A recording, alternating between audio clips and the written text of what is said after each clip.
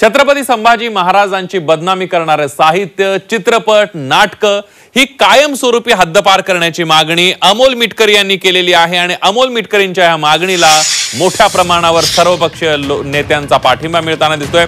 अमोल मिटकर यांनी मुख्यमंत्र्यांकडे ही मागणी केली आहे। त्यामध्ये बेबंदशाही, राजसन्यास, रायगडाला जेव्हा जाग येते यावर बंदी घालावी अशी मागणी त्यांनी केली आहे। मोहित्यांची मंजुळा, थोरातांची कमळा यासारख्या भालजी पेंढारकरांच्या चित्रपटांना हद्दपार करावं। विकिपीडियावरील मजकूर जसा तातडीने हटवला तशीच कारवाई करावी अशी मागणी अमोल मिटकर यांनी केली आहे। त्यासोबतच पाठ्यपुस्तकांमध्ये संभाजी महाराजांच्या इतिहासाचा समावेश व्हावा अशा प्रकारची मागणी अमोल मिटकर यांनी केली आहे। राजसन्यास सारखी कादंबरी असेल ज्यात विकृत चित्र रंगवण्याचं पाप राम गणेश गडकर यांनी केलंय, किंवा थोरातांची कमळा असेल, मोहित्यांची मंजुळा असेल, कानेटकरांचं रायगडाला जेव्हा जाग येते असेल, किंवा औंधकरांची बेबंदशाही असेल, असे अनेक प्रकारची चित्रपट, अनेक प्रकारची पुस्तकं आजही मार्केटला उपलब्ध आहेत। ही हद्दपार केली गेली पाहिजे, याच्यावर बंदी आणली पाहिजे असा प्रस्ताव मी महाराष्ट्र सरकारसमोर ठेवणार। महापुरुषांचा वारंवार अपमान होत असेल, कोणी जाणीवपूर्वक करत असेल, चुकून करत असेल, निश्चित त्या संदर्भामध्ये सेन्सर असलं पाहिजे।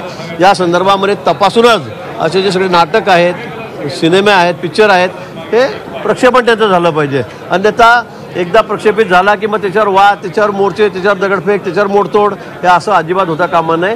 महापुरुषांविषयी त्यांचा आदर ठेवूनच असे नाटक असतील, सिनेमे असतील, हे निघाले पाहिजेत। त्यातलं कुठलंही वक्तव्य हे चुकीचं असता कामा नये, कुठलंही कृत्य असेल ते चुकीचं असता कामा नये, या मताचा मी आहे।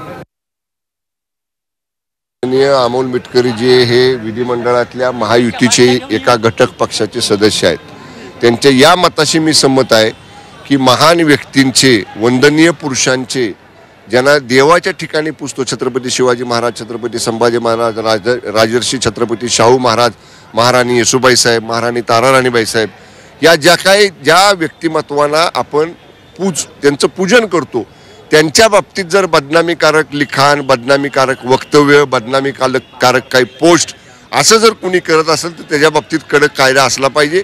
या मताशी आम्ही निश्चितपणे सहमत आहोत। साहित्यामध्ये काय हे मला सांगता येणार नाही, कारण ती नाटकं मी बघितलेली नाहीत आणि त्या नाटकांमध्ये महान व्यक्तींच्या विरोधात जर काय असेल, काय बोललं जात असेल तर नक्कीच त्याच्या बाबतीत विचार सरकारकडनं झाला पाहिजे असं आमचं मत आहे।